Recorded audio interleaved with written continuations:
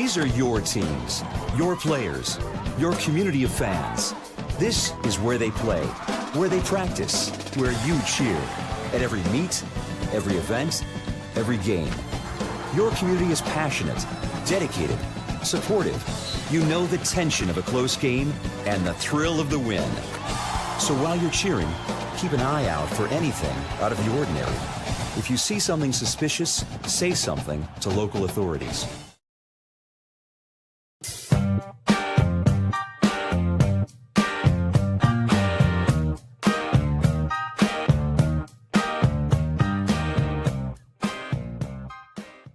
All right, welcome in. It is Show Pony Live. We are here on a Tuesday. It is great to have you with us today. Welcome in. A reminder, the show is brought to you now by Igniter Tickets. Click on the little banner. In fact, let me put it up on the screen right now so you can see exactly what I'm talking about. Boom, there it is, Igniter Tickets. Scan that QR code. If you have an event coming up, let's just say that you have a high school sporting event and you have no idea how you're going to do your ticketing, or you have a school play or semi-pro baseball or anything crazy like that. All you got to do now, I just put it up in the QR code there in the upper left-hand corner. So just scan that, Igniter Tickets. I know those people, incredible friends of mine, and they're going to take good care of you. If you have a big event and you need it ticketed, they're going to help you out, full service, take care of everything. It's fantastic. Well, we've got a pretty darn big show today. Really exciting times right now. It's May. It's magazine season. We're going to have those athlons and Lindy's and all that stuff coming out really, really, really soon. And I can't wait for that stuff. I love it. Magazine season to me, is the start of college football. It kind of gives us a little buzz, a little extra juice, a little extra fire, because you can read about your favorite team. You can read about the schedules. You can read about the storylines. But for me, it's kind of a nice, gotta be honest, as a media member, it's a beautiful little reference guide. I love it. I love having something I can just kind of have in my hand, and I'm not just flipping around on the computer and going crazy. And if things aren't loading, I got a nice little thing I can lay out. I like Athlon. I know a lot of people that love Phil Steele. It's each their own. Athlon was made in Nashville forever, so I was always partial to it since I'm a Nashville guy. But whatever. And I'm always like just flipping through it, and I just like to look at it. Like, what was the team like last year? What was their defense like? What was their offense? Now it's crazy because it's like, who did they bring in the transfer portal? What does their roster look like now? Who's the quarterback going to be? But it's just nice to have a reference guide to start thinking about football. So super excited about this month now that it is May. Now, another thing's got me thinking about college football as well. The fact of the matter is, these college football stadiums, these shrines, have been used all over the country.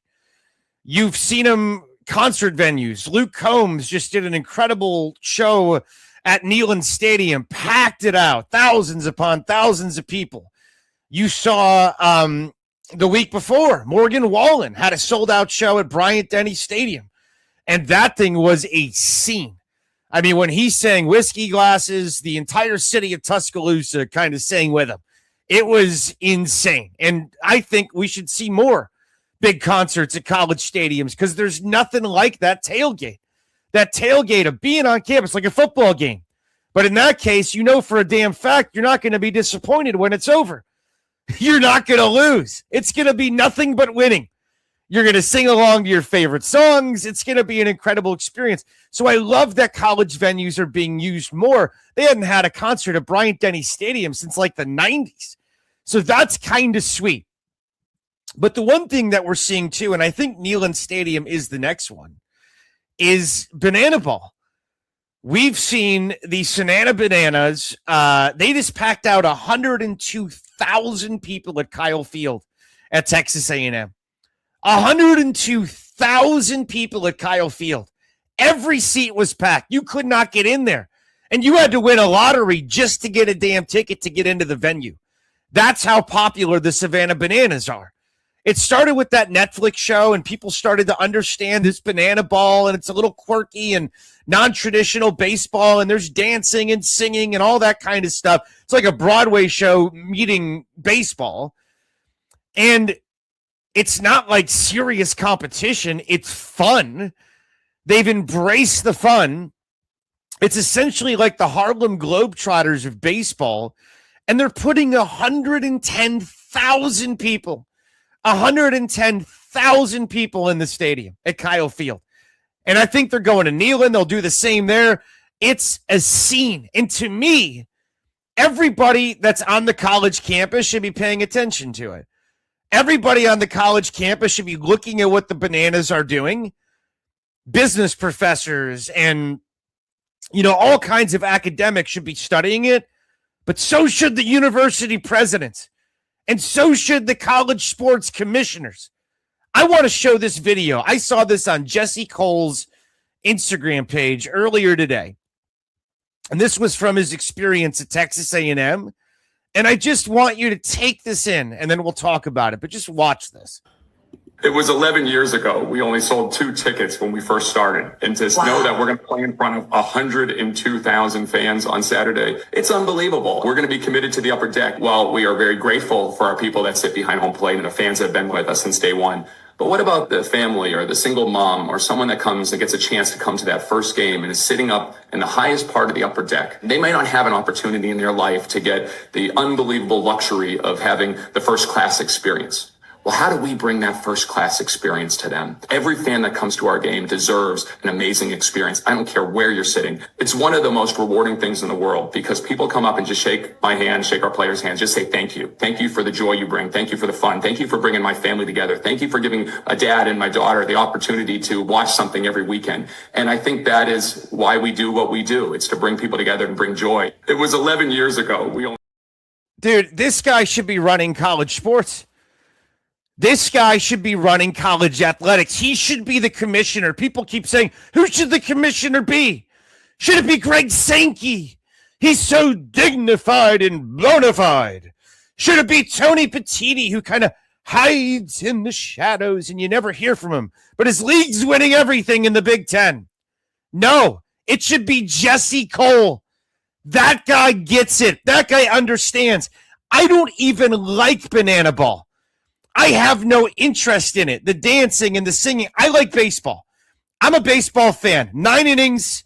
Give me 2 good teams, a good pitcher's duel, a little offense, little strategy. I love it. So I don't need the dancing and all that kind of stuff that's going on with it. But I respect the hell out of this guy as a businessman. And you know why he's made it? Because he put you and he put me in first place.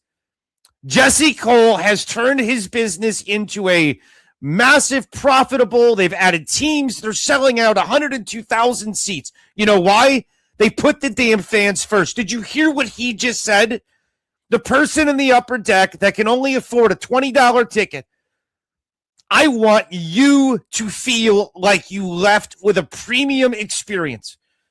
When you go to a sporting event and all you can afford is an upper deck ticket, first of all, it sucks ass. You're climbing up the stairs. Usually the seats are steep. I mean, it's insanity up there. A lot of times you're just like, why did I come here? I had to pay for parking. I had to trudge up top. I feel like I'm flying an airplane, let alone watching a game. Nothing about this feels premium. Nothing. And this guy's going out of his way and examining all the stadiums, all the crevices, all the cracks to make sure every single person that came there left there saying, that was incredible. That was fun. They thought about me. They took care of me. I wasn't just a number.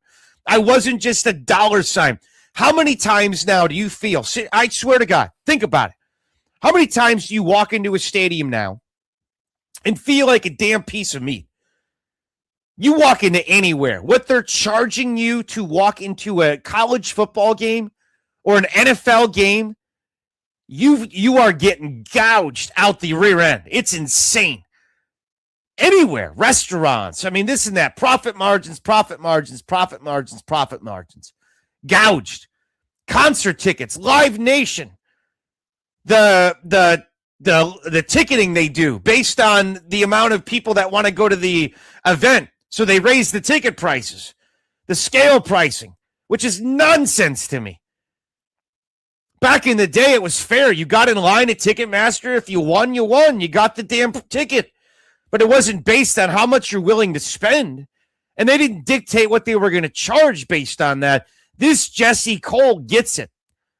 Every ticket there is reasonably priced. Every one of his games is on YouTube. Every one of them. He makes his merchandise affordable. Everything about the Savannah Bananas is there for us. And I don't even like it. I'm not a fan of the Savannah Bananas, but I'm a fan of that guy because that guy's got a business model that works. That guy said, I'm going to take care of you. And see, I said this earlier on Full Ride today. By the way, listen to Full Ride each and every day, Monday through Friday on SiriusXM College Sports Radio 84 with Coach Neuheisel and myself. But we said this on Full Ride. We said, listen, guys, here's the deal. You got to stop looking at everybody as a piece of meat. You got to stop looking at everybody and just gouging the hell out of everybody for money. You have to start looking at people as a part of this. They are a part of the team. They are a part like the boosters that we keep asking for more and more and more and gouge and gouge and gouge and gouge and gouge. And at some point, it's like, at what point are you going to take care of me? At what point am I the priority? Because I, as the fan, pay the bills. I, as the fan, am the one who makes this thing go. And the Savannah Bananas figured this out. Let's give people a product they can find. Let's give people a product they can enjoy. Let's make it fun. Let's not take ourselves too seriously. Let's give them good entertainment. Let's make our players accessible. And families are coming in droves to the tune of 102,000 people. When I go to a game and I pay $200-something to walk in, then $40-50 to park, you feel like a piece of meat. When you go to the concession stands and pay $12 for a hot dog and $20 for a beer, and then you go and want a t-shirt and you paid $50 for that, and now you're down $1,000 after spending a day watching something that you love, and you feel like a sucker. A sucker. What did I just do? I love this. It's entertaining to me. I care. I'm passionate. They just bled me. They took my pocket, they took my wallet, and they emptied it out and gave it back to me and said, have a nice day. Go enjoy the thing that we tricked you into loving because we're going to squeeze every penny out of you. And yet you have this guy, Jesse Cole. He should be running college football. If you took that strategy of making sure the person in the 500 level was treated elite, if you had the strategy of making this affordable, if you had the strategy at the beginning of not screwing over the student athlete, if you had the strategy of putting the actual fan first, who's footing this bill constantly with the collectives and the tickets and the Tennessee raising their prices like they did with the athlete fine. I mean, this is stupid. I fell in love with college sports because of the essence of what it was. 18 to 22-year-olds going on campus, growing up to be adults, learning, finding themselves, discovering different things about what it's like to live away from mom and dad, playing football, getting a scholarship, and then going off into the real world. It was freaking beautiful. Jesse Cole is the kind of guy who can get in there and smack all of them. Greg Sankey, smack. Wake up. Tony Petitti, smack. Wake up. And if you're doing all you do on the behest of the university presidents, take your university presidents together like the Three Stooges and bang their damn heads together. Wake up. Stop doing this. Jesse Cole gets it. He gets it. By the way, digital media. I hope you guys have subscribed to Show Pony Media. com for media insights into everything going on in the world and college sports. And we talk about Full Ride and my relationship with Rick and Allie and Jimmy and everything else going on. So check that out. I wrote a piece yesterday about digital media. As I've gotten into this world, I've talked about this a bunch on this show, and I'm going to continue to talk about this a bunch on this show because digital media is absolutely killing broadcasting. It really is. I kind of lived in a cocoon in a bubble for 20 years. I've been on Sirius XM, and up until the last couple of weeks, I am not going to lie to you. Up until the last couple of weeks, I did my best. I had never watched or listened to a podcast up until like 3 weeks ago to learn how to, figure out the exactly how this looks and works. Now, I've been on podcasts. I've been a guest on podcasts. I guess I've co-hosted them in the past with people as a guest, but I never, ever watched one or listened to one on my own. I'm a radio guy. I like radio, man. I like broadcasting skill. I like people that were hired professionally because they were good at talking. They were good at pacing. They were good at understanding how to tell a story and the nuance of broadcast, the art form. Not just people that had a cell phone or a computer and can hit record like I'm doing right now on this thing and call themselves a podcaster or announcer. It drives me insane because nobody's teaching these people how to broadcast. And now we are flooding society with nonsense. Back in the late 90s, early 2000s, this to me is the magic era. Because back then in the late 90s, early 2000s, we were at that beautiful crossroads where technology was really good and good enough to make our life easier, but it wasn't good enough to tear apart the world. And we actually still valued education. We valued academia. We valued working hard. We valued making yourself, a critical thinker. All of those things were important back then. Now we've just dumbed down society. And a lot of it has to do with social media. A lot of it has to do with, you could have your thoughts on legacy media and all that, but at least it was quality. It was done well. You had a director that gave a crap what was put on the air, on the radio, on television. You had producers. It was professional. Now I got an example. I was looking for clips of bad media today, and guess what I found? My neighbor, Nashville's own. You want an example of what I'm talking about with digital media killing broadcasting? Look no further than Talk Tua. Here's an example. Public with us before. I go out in public with them a lot, and people never like, hey, is that Pookie? No, someone has before. Are you talking about the guy that called you Dookie? Yeah. He said spit on that thing and spit on that thing. Okay, there was this guy. Where were we at?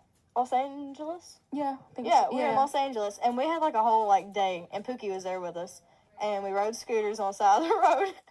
This is what people are consuming. People are getting information through people like that. Talk Tua, which is the Hawk Tua girl that became famous for saying something sexually explicit on the streets one night when she was intoxicated in Nashville. Have you seen the Manosphere documentary? I saw this Manosphere documentary, and it really triggered me big time. Triggered me. I watched this, and I said, what the hell is going on? You have these guys that are just meathead douchebags that have figured out how to grow audiences just by podcasting. They have no broadcast skill. They just get on a mic, and they spew minutia. And they scam people. They steal money from people. They preach misogyny. They preach steal, scam, lie, cheat, do what you got to do, yacht lifestyle, all that kind of stuff. And it's nauseating. But how many people are actually getting their information this way? I know people that only get information from Facebook and social media and Twitter. That's how they stay informed. They're not going to any news websites. They're not double checking anything. I said this the other day, but I think I have to say it every single day.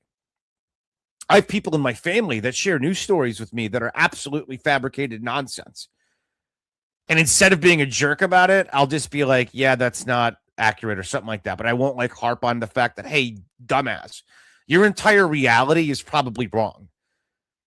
You live in society, you vote in society, you try to contribute to society, but your entire world is made up of misinformation. I said that in the article yesterday, and again, please go read it and subscribe at showponymedia.com. But have you ever noticed how everybody seems to be living in their own world now? It's because they are. And it's because of social media, and it's because of algorithms. Algorithms are there to make money. They're there to trap you on a website. They know what you like. For me, on my Instagram, if I pulled it up right now, you'd probably see Japanese baseball and rugby and college sports and Broadway and all kinds of different stuff like that, because it knows what I like. It knows what I look up. It knows what I buy tickets to. So it's trying to hit me with things that I would stay engaged with and watch so it can sell me ads. So it can pepper me with ads, and eventually I'm going to click on one, say, oh, I want that. I'm going to buy it, and then the Instagram and Facebook ad service is going to get paid. This is all a massive scam.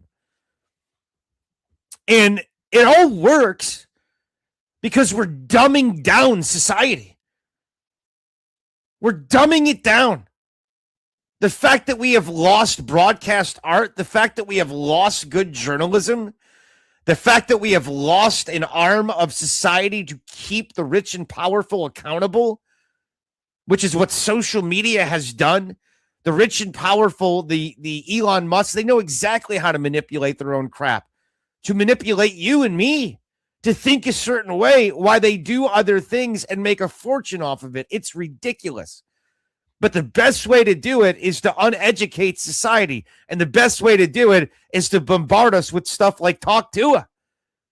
Go on your Instagram and see how much of stuff like that is out there.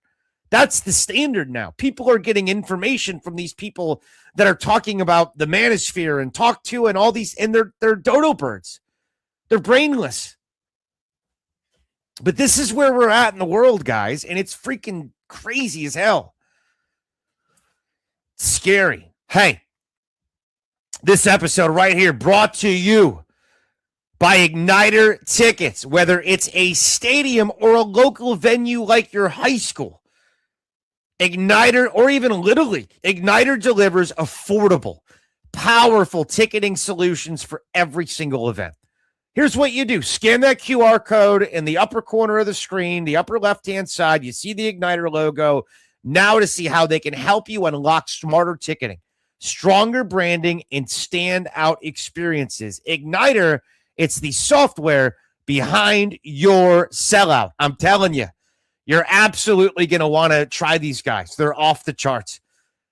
They are friends of mine. I know the services that they do. And if you got an event, man, they're the ticketing service you'll want to use. You don't want to mess around with anybody else. In fact, let me put up the big QR code just so you have it.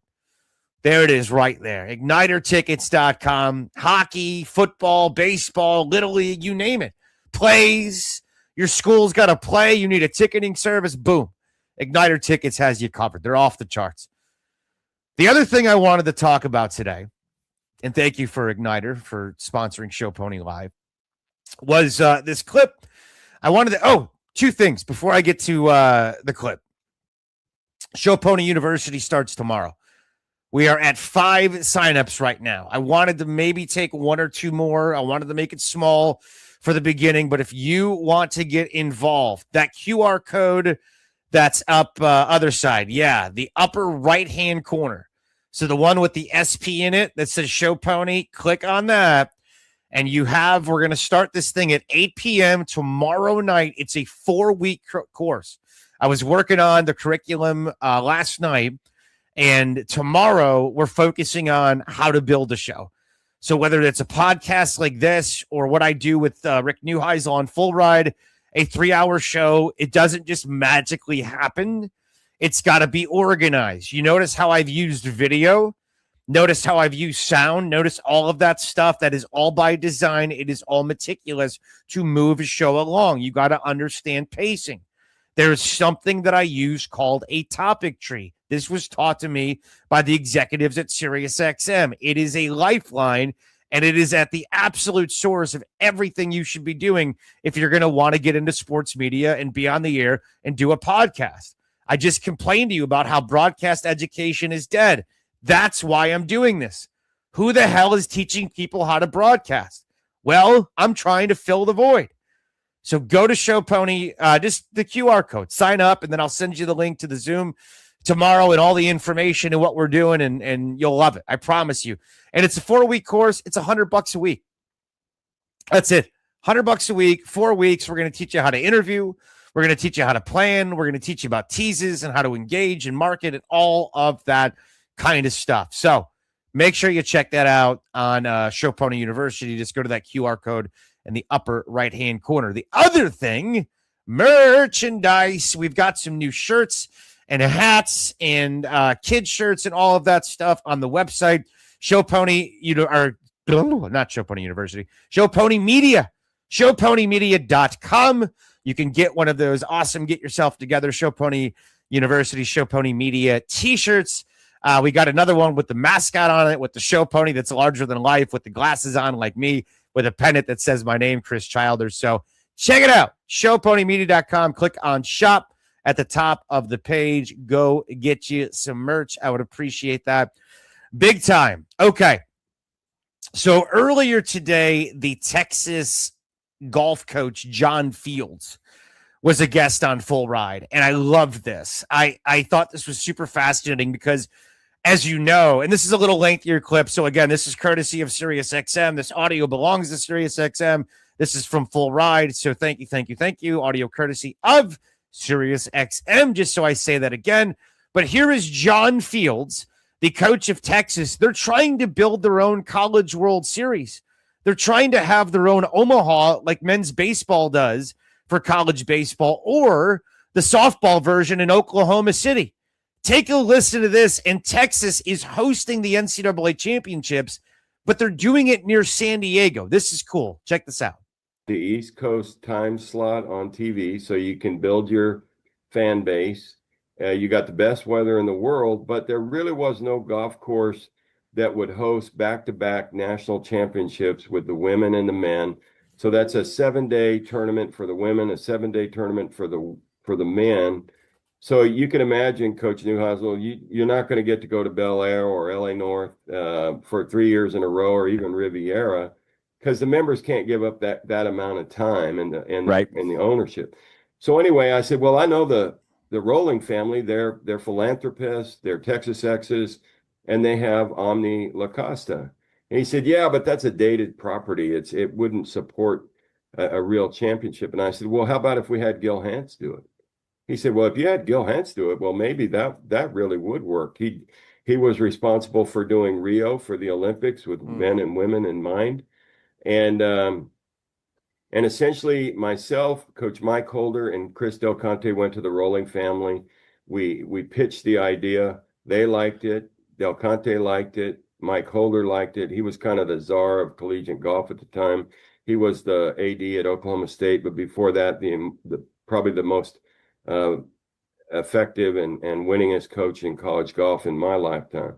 So it spoke volumes that he thought this was a good idea.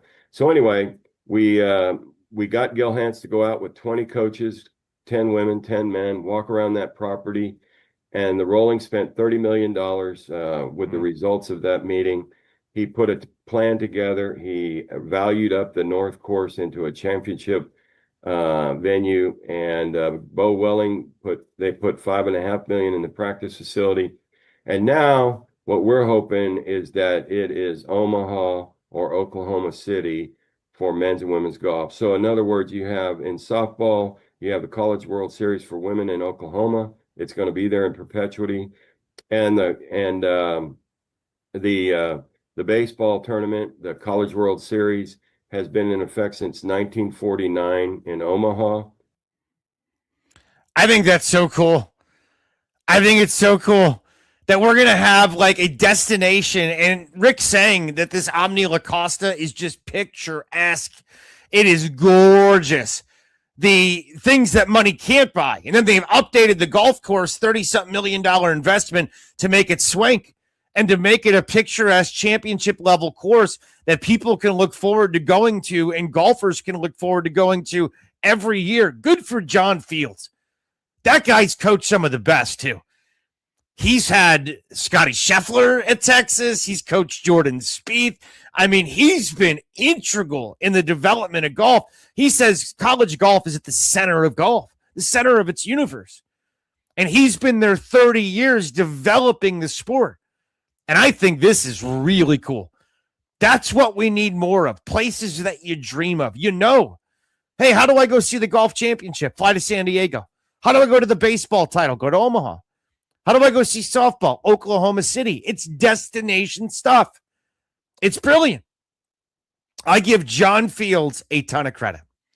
Hey, showponymedia.com is how you find me. You can read the article that I had up yesterday that I wrote, the premium piece about digital media killing broadcasting. Make sure you check that out. And a reminder, if you need ticketing solutions for your next event, visit Igniter Tickets, ignitertickets.com, or just scan the QR code in the upper left. Or here we go. Let me put it up. That's not it. What did I just do? Let me put it up again. There it is. Ignitertickets.com. If you got a football, baseball, whatever, high school game, club game, you need to sell your tickets. You need to get it out there, full service marketing, the whole thing. Ignitertickets.com. One-stop shop. They are going to hook you up absolutely beautifully. Make sure you check them out for full service. We are done. When the show is over live, it gets put up on the Apple Podcast and Spotify and on Substack. So make sure if you missed anything, you go back and you listen there. But in the meantime, we are done on Show Pony Media Live. Happy Tuesday, everybody.